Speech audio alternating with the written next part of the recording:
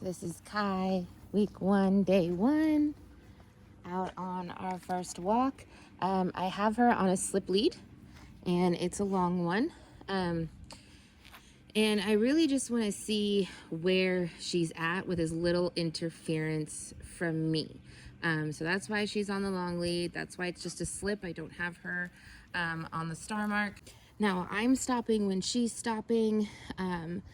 I am choosing the path today. I'm not letting her choose the path, mainly because I want to get into the woods and see if there's a difference between, being out in the neighborhood with dogs and people and Halloween decorations and how she does in the woods, to see if there's any difference. I want to make sure that we get to that today. I'm not really trying to trigger her. I'm just trying to see kind of where her baseline is at and what she remembers. Okay, so we just moved onto the path. And we'll see if there's a difference between her being on the path and her being Kai. Good girl. We're going this way, baby girl. Good girl, Kai. Good job, good job.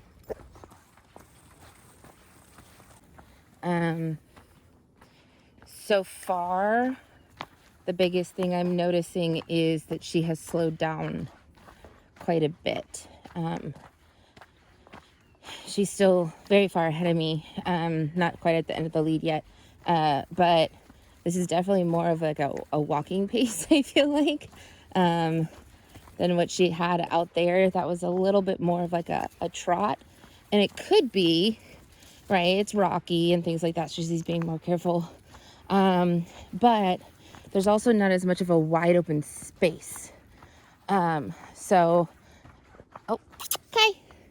Good girl, Kai, right here. Good job. Good job. Well done, Kai.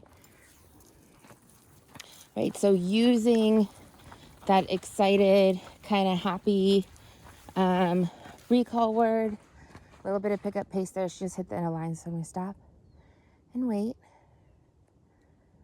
Notice how when I saw the person, I didn't immediately put pressure on Kai and pull her back, right? That's something that a lot of people do.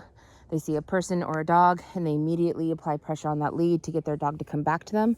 And while if a dog knows what that pressure means, if that pressure means return, good girl, then it's not a big issue. But if you don't teach the dog that pressure means that they need to return, that's a cue to them, then they're just going to start associating pressure with people and dogs, and then you can get a reactivity case on your hands.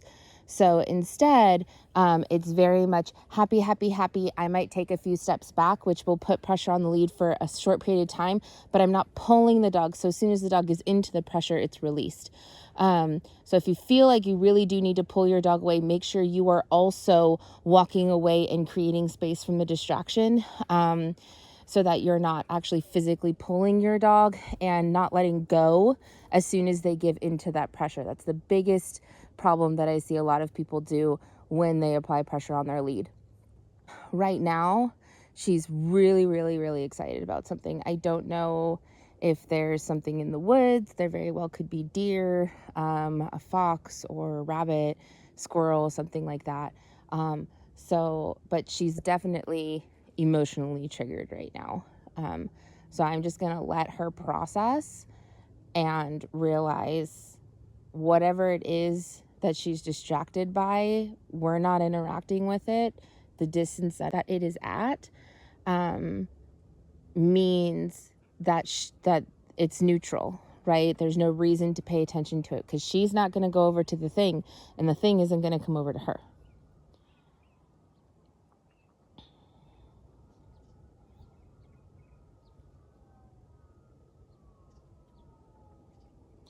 Again, I'm not applying pressure on the lead. I'm just standing in one spot.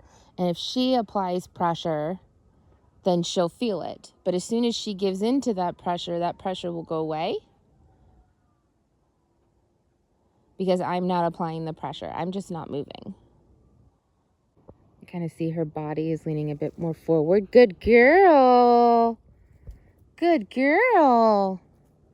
Gonna give her that encouragement, that praise to let her know she's on the right track with the decision that she just made. It's not good enough for a reward, like a treat or anything, but she's on the right track. So I do want to mark that with that praise to let her know, hey, that's a good idea. Keep doing that.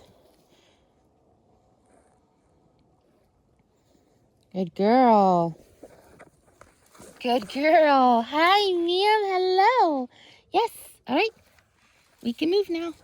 Now, when she comes back to check in with me, I'm really focused on the check-in more than I am about her eating a treat, right? I offer it to her because I want her to know that there's going to be rewards offered when she approaches. But I don't necessarily care if she takes it. What I really care about is that check-in. That check-in is what tells me she's ready to move forward. She's focused. She's capable of being in her think and learn brain. And that's why we get to move forward. When she's calm, we move forward. When she gets emotionally charged, we stop and wait until she calms. And that's where you get that behavior modification of helping her understand to even more dramatic level than she already has, which you guys have really done a good job at helping her work through these emotions, right? I remember a few years ago, she would be lunging to the end of the leash, just trying to walk through this area every 5 seconds. So we really have seen, you guys have done a good job. We're just doing a little bit more of a sharpening with that behavior mod here. And the big thing to remember is the consistency, right? Anytime she's emotional, we stop, we wait. And with a dog who's super sensitive like Kai, this could be something that really does diminish over time. Good girl, but that may kind of always be there. Right, she's always going to be a little bit more aware of her surroundings, a little bit more thoughtful about what she sees, what she smells, what she experiences, than a dog who just isn't as aware of the world around them. And that's the one downside to having an intelligent dog, is they do tend to be a little bit more emotional because they're more aware. But just like a lot of other intelligent dogs, we can help them learn when and how to calm themselves when they get into that emotional state. Good girl. Hi. Yes. Good job. And now we move forward. And the other reason why I like to start the dogs on a long lead on day one is that I don't want to have to stop them too often in the beginning. It's a new place, new surroundings. A lot of dogs tend to struggle in that. So I kind of want to give them some grace by adding in a lot of space before they hit the actual end of the long lead. Now, if I have an extremely strong dog, intensely reactive dog, something like that, I might have them on a shorter lead for safety reasons. The farther the dog is ahead of you, if they put on a lot of pressure, like a lunge, or if they speed up and hit the end, not only could they hurt themselves, but they could pull you to the ground a lot easier when they're 20 feet out in front of you compared to when they're 4 feet out in front of you. Okay, so there was a deer, and we're getting a response. So again, I'm not pulling. You see how the leash goes taut and then goes loose? I'm not pulling her. I am just holding her back from going forward. So when she gives into that pressure and she's not pulling forward, that pressure is released. And I'm going to allow her to work through this frustration here.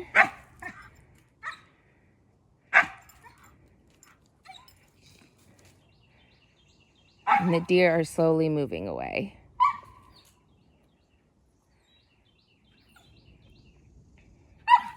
Good girl. Now as she comes a little bit closer to me, what I'm going to do is I'm going to shorten my lead. Again, I'm not applying pressure. I'm just making the leash shorter to kind of help her get behind that threshold, because she's trying to self-pacify here by creating space, going back, creating space, going back. So I'm going to kind of help guide her a little bit by shortening my leash when she gets closer to me so that she can't go so far over threshold when she turns back around. Good girl.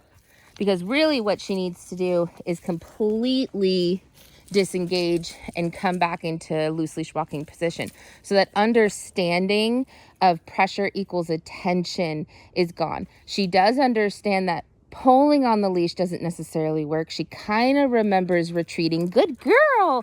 But she doesn't remember the actual check-in, right? That she's supposed to check back in order to move forward. She's forgotten that part.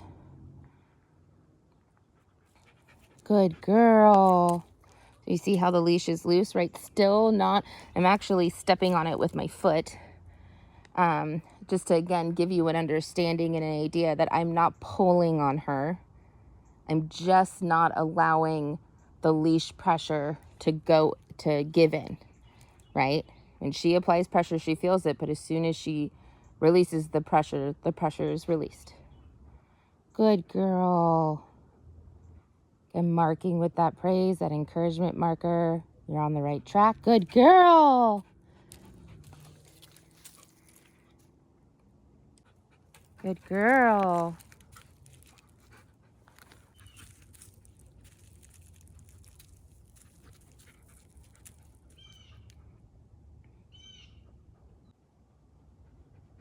Good girl. Hi, ma'am. Hello. Hi. She almost did it. Good girl.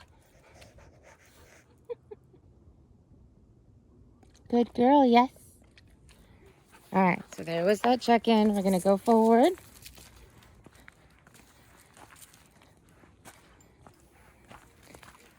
Got to the end of the line pretty quick. Looks like there's someone else coming down. Okay, good girl. It's going back off the path. I'm going to make sure her leash is just short enough so that she can't do anything silly, or if she does, that it's not going to cause problems. Good girl, Kai. Good girl. Good girl. Well done.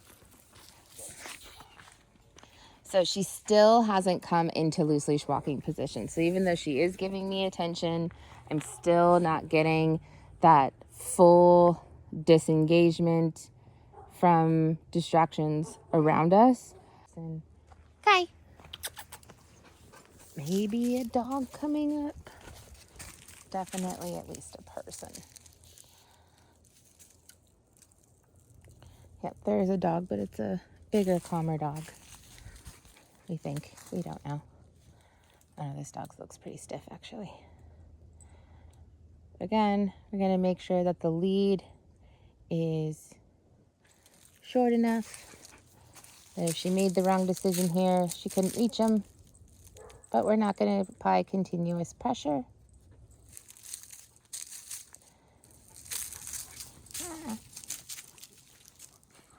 Hi, good morning. Right, as soon as she gives into that pressure, it's released. Right? I'm not pulling her back. She does start to do that little choke out. I'll go ahead and do little pops just to kind of help her not be consistently, but you'll notice I'm not like pulling her towards me, right? There's not a continuous pressure. Good girl.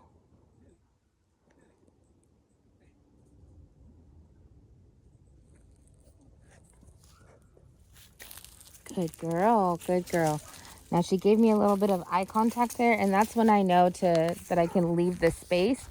But again, I'm not going to be moving forward until she comes back. This is a really hard spot.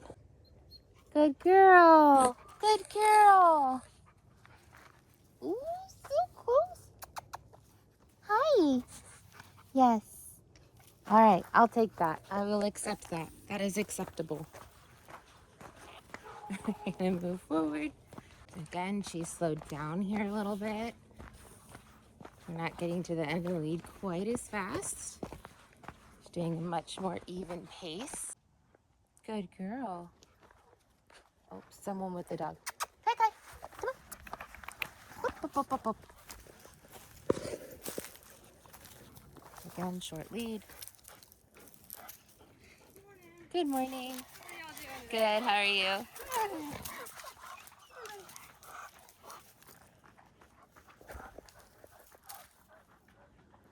So again, I'm not pulling. I have my hand anchored down by my side so I don't accidentally pull her, okay?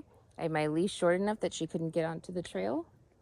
And as soon as she gives into that pressure is released. Pressure is only applied when she attempts to lunge forward. I'm not gonna let her get all the way to the end. Good girl. Good girl. Notice how she's checking in, but it's still not. But she checks in, she immediately goes forward, right? I don't want that. I want her to check in, really slow herself down. We don't have to go 0 to 60.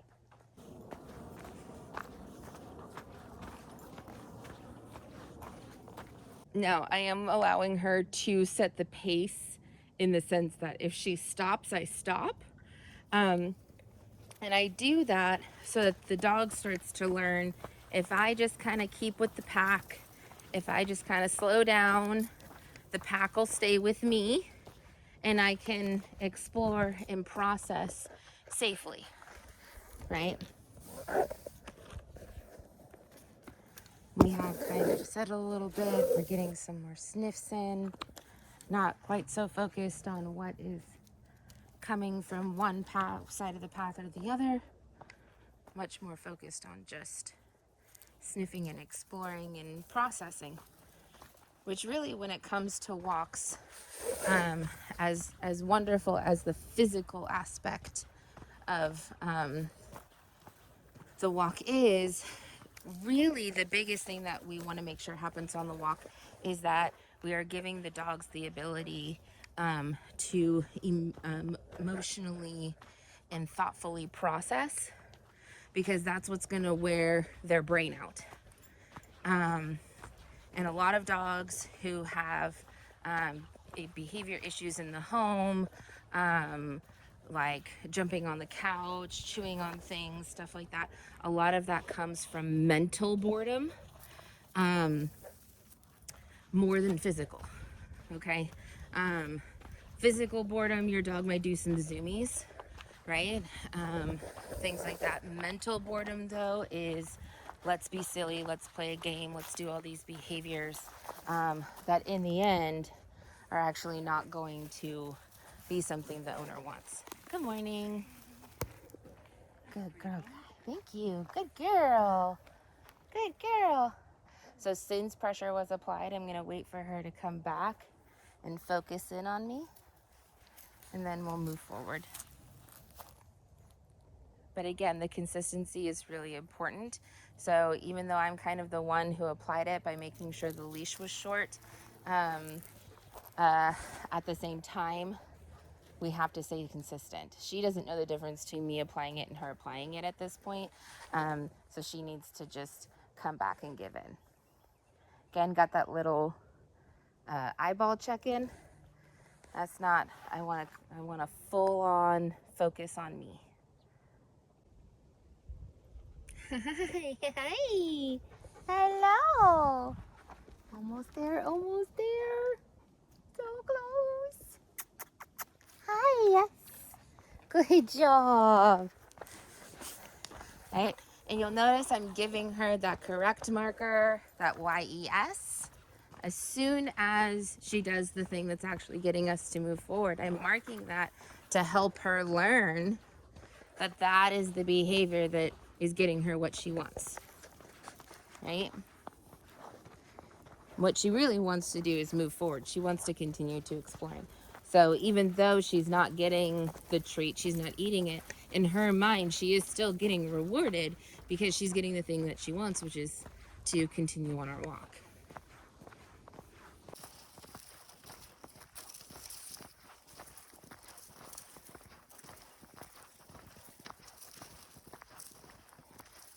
So we're back to a walking pace.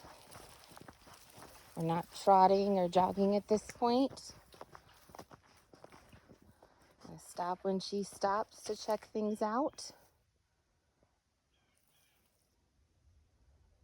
She starts to realize slowing down gives her more opportunity to explore. Because when she slows down, I slow down. Speeding up, though, only makes us slow down. That doesn't pay off. Going slow, we can continue to go forward at a slow pace as long as she wants to, right? She doesn't lose out on anything.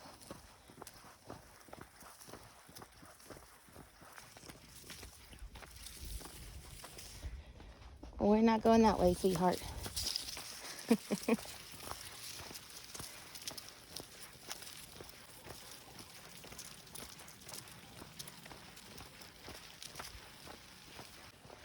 Starting to slow down a little bit. And again, this is why I really like to go back the same way I came when I'm working with a reactive case in the beginning.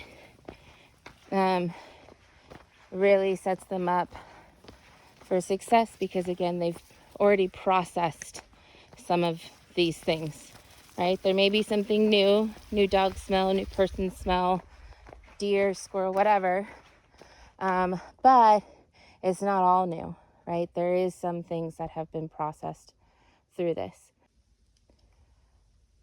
Good girl. Good girl.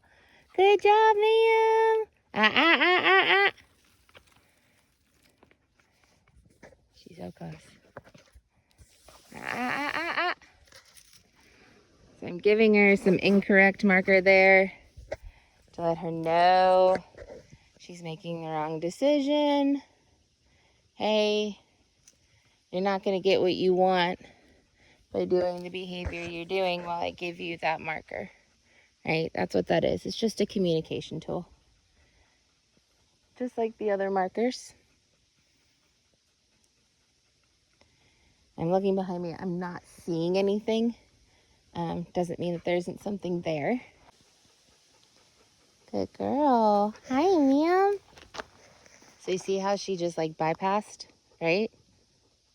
It's not really queuing back in with me.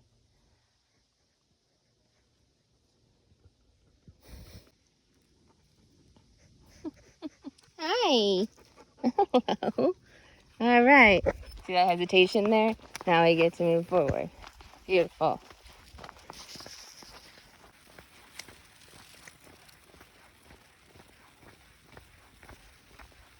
We're about halfway through our first week. We are now on a short lead and going more in the neighborhood area so we can work a bit more on dogs and on being on a bit more of an ability to see things from a farther distance.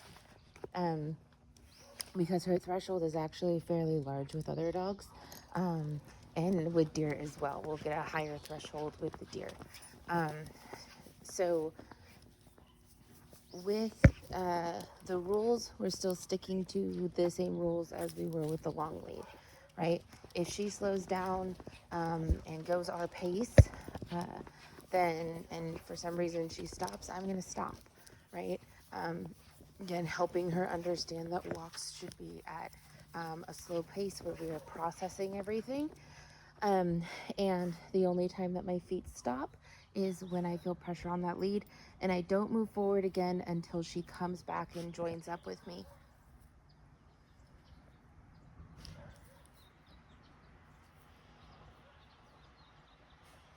Last couple of days, we've had to do a lot of stopping. So today I'm actually seeing quite an improvement as far as her slowing down and really taking the time to just process. We still do have, like right there, pressure on the lead. Good girl. Good girl. Well done, ma'am.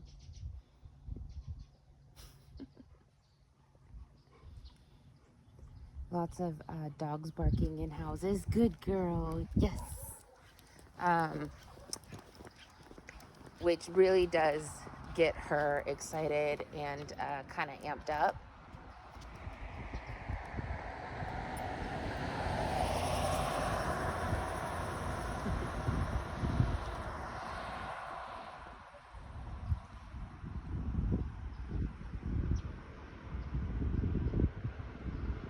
Good girl.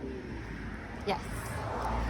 Giving her that correct marker as soon as she comes back into that loose leash walking position. And I'm going to continue with these good girl specific rules until she feels the pressure on that collar and immediately, good girl, well done, comes back, right? There's not this hesitation in the feel of the need to process the surroundings, right? Because there's not a whole lot of distractions right here. Yes, we hear barking. Yes, we see vehicles.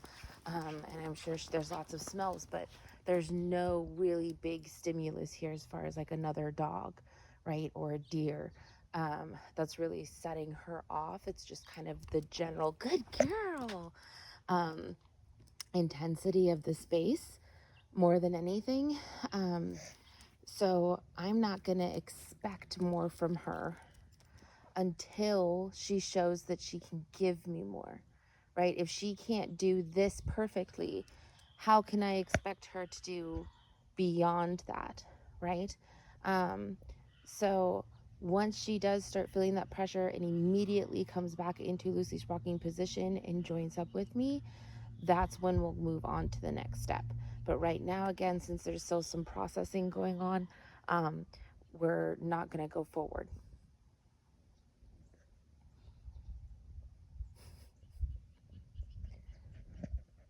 Good girl. Good girl. Yes.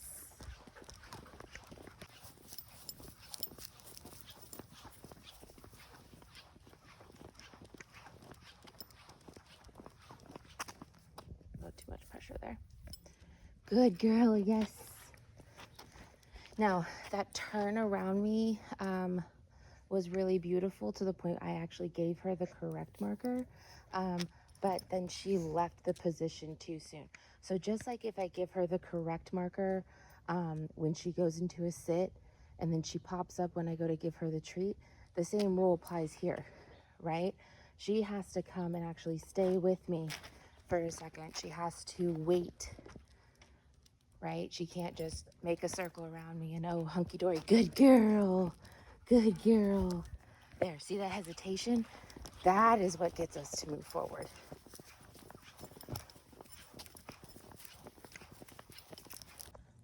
All right, so we have some deer coming up, and she stopped herself for a second.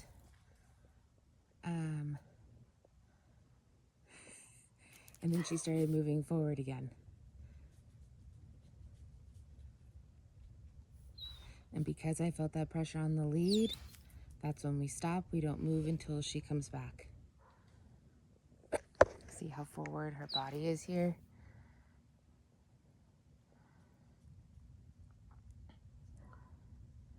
She's ready to explode. So I'm going to be ready for that. I'm going to make sure that my legs are about shoulder width apart, that I got to have good bend in my knees, and that my weights are in my heel. Good girl. Good girl. Ooh, so close. And remember, she has to actually join up. She can't just make that circle, but that circle is a good indication that she's trying, which is very, very nice to see. Now she's not facing where the deer is. I feel like I could relax my body a little bit more. You don't necessarily have to be ready for her to lunge, but I'm still anticipating a little bit. I don't know if the deer are gonna come out of the woods over there or something else is gonna come out that's gonna set her off. So I'm still gonna be ready, but I may not go like into my whole stance. Good girl, necessarily. And that's really up to you and your comfortability level, right? Remember, anytime that you're in that stance, if you have all your weight in your heels, you have those bent knees, and she pulls forward, when you feel that pressure, that you just sit that booty back, she's not going anywhere. Okay, good girl. And neither are you. Good girl. Oh, all right. Some hesitation there. We'll move forward. Seeing a little limp. I'm going to see what's wrong with her foot. All right. So this is day 1, week 2. And Kai is doing much better as far as giving into pressure on the lead. And yesterday she was coming back relatively quickly. Usually the walk starts out with a lot more just stopping and processing. And then the middle of the walk is the best. And then when she realizes we're going home, then it starts to get a little difficult again. And what I've noticed, a big switch, which is actually pretty common from my experience, that when you have a dog who was fear reactive and then you build up their confidence, usually they're fear reactive because they were excited reactive and there was enough negative encouragement that they ended up being like, oh, okay, I need to be fearful of this situation instead of excited about it. And they would go into, that fight or flight. And of course, with Kai, it was flight, right? That's still her go-to if she gets really scared about something. So with Kai, at this point, good girl, we're really focusing on,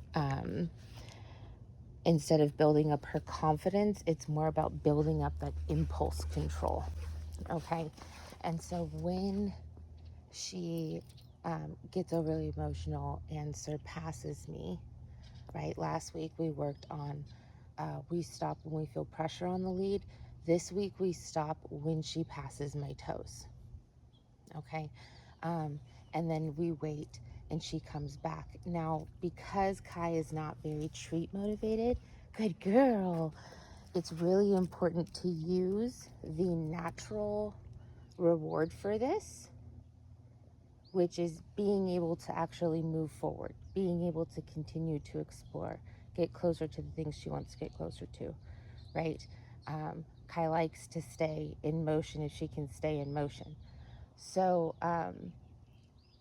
only letting her have that when she is joined up with you, right? If she's disengaged from you, if she doesn't stop when you stop, then we need to stop and wait for her to refocus. Hi, girl.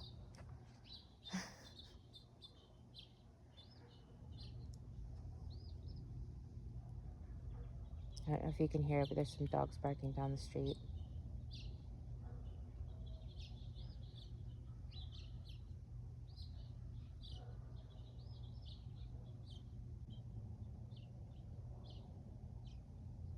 Good girl.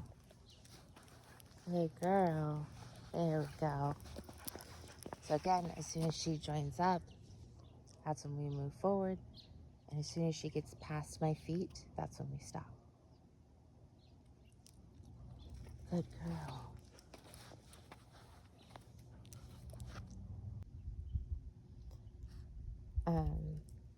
Now this is the time I'd like to remind anybody that if you find yourself, good girl, getting kind of frustrated when you're doing these exercises about how little you move, about how little you move forward, the amount of distance that you go. There's a lot of standing around.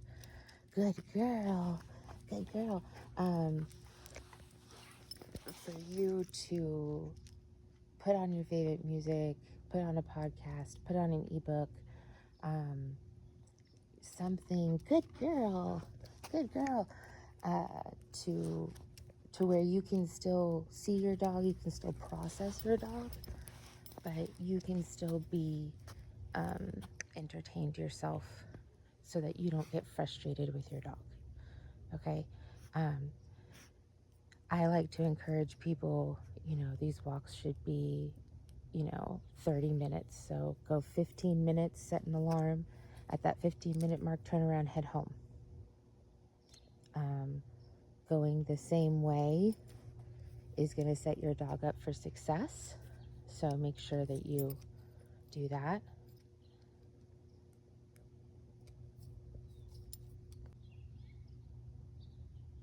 Good girl. Good girl. Ready? All right. So again, she's kind of used to shooting forward. We're going to continue on our walk. And when it seems like she's starting to catch on a little bit more, we'll see how this progresses over the walk. So another thing that I noticed this week is that Kai really responds to like good girl as a release cue, and almost like a correct marker. So I've really been going back to the word yes being the correct marker, letting her know that she just did the thing that I wanted, and good girl as more of an encouragement marker, right? To let her know, like, hey, you're on the right track, but you're not there yet.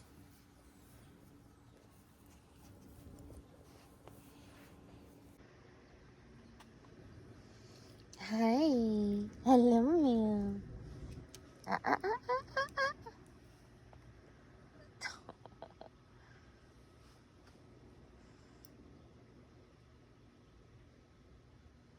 Sits nice, but if she like sat and looked up at me, I would take that. But just sitting next to me and continuing to be focused on other things is not joining up with me.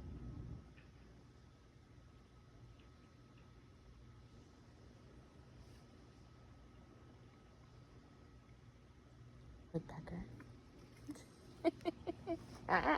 You're gonna walk on that bee. Don't do that. I'll back up. Good girl.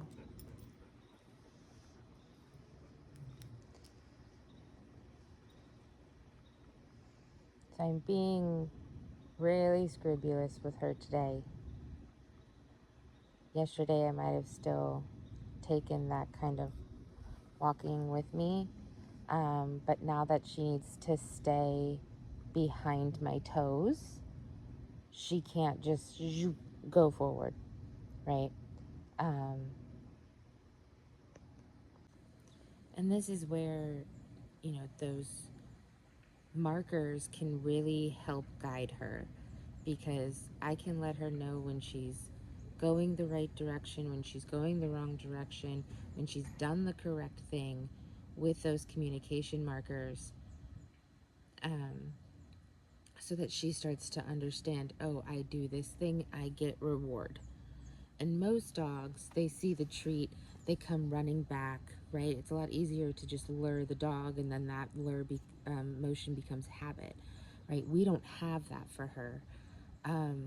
So we have to really be able to guide her and be really focused on making sure that we do not give her what she wants prior to her doing the exact thing that we wanted, and we mark that behavior.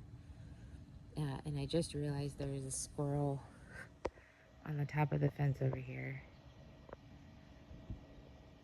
And that might be a reason why we're struggling to refocus. We'll see. I'm kind of curious if she's going to have an explosion if the squirrel does come on our side of the fence.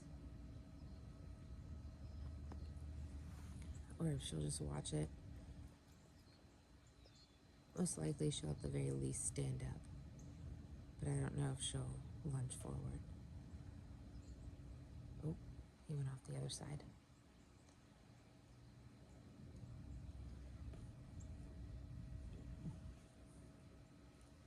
And that's about how much patience she has, right? Didn't take her long to disengage. Now she'll probably look back at it a few times, maybe.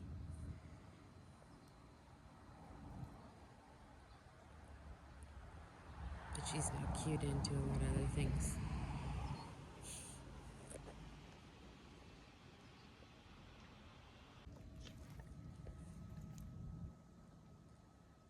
Good girl. Good girl. Ah, ah, ah, ah.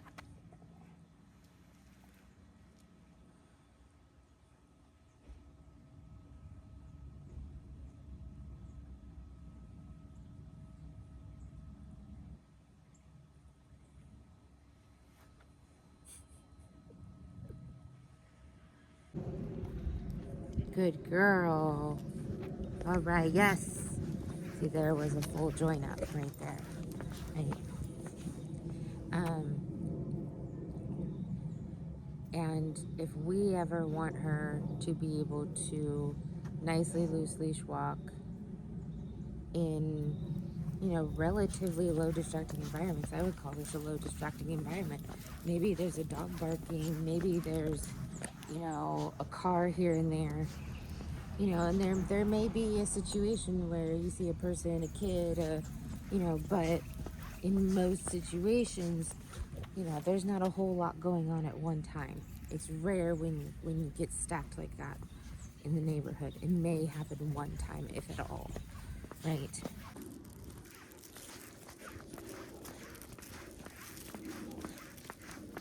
Ooh, almost across.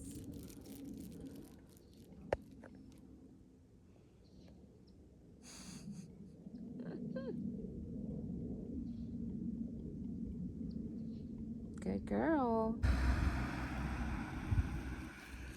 Yes.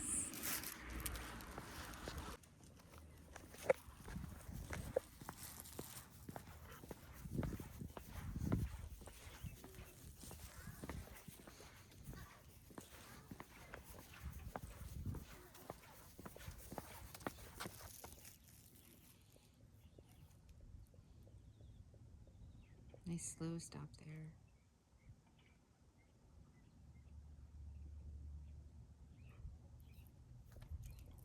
And that's really what this exercise is helping her learn in a kind of more natural way to focus on me when I slow down. So we're taking the focus off of the pressure. The pressure will still be there if she doesn't focus, right? But now it's an effect of her decisions that she can figure out a little bit more, right? When you're paying attention to your handler, you don't ever feel pressure on that leash. And a lot of dogs kind of figure this out on their own, so I don't necessarily have to do this step or this step for very long. But for whatever reason, she's really struggling with it. So I'm being very specific with that. Hey, you gotta listen to my feet.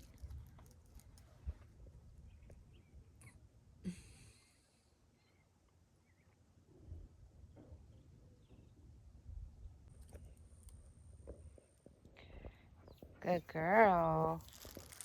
Good girl. Good girl, yes. Thank you.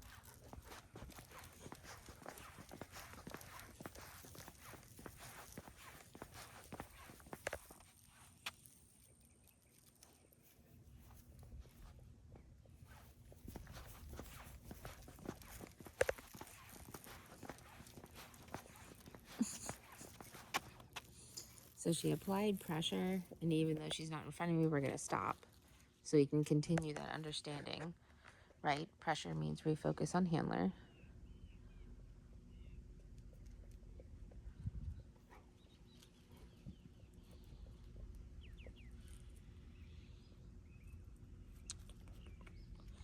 when she does apply prolonged pressure, right, if she doesn't give it in very quickly, I give her kind of like this vibration motion with the leash until I feel that release of pressure.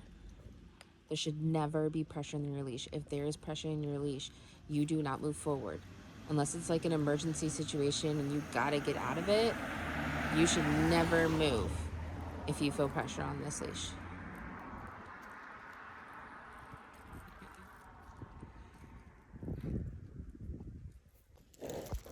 Good girl.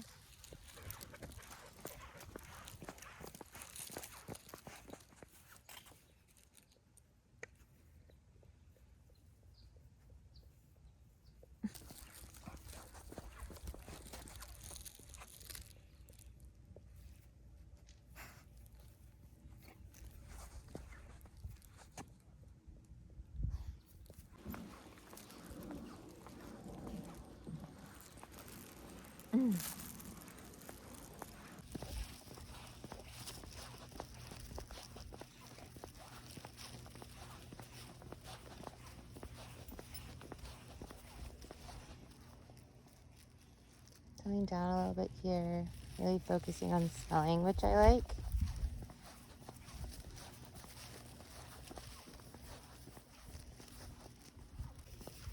Taking us a little while to get to this point, but day one, good session.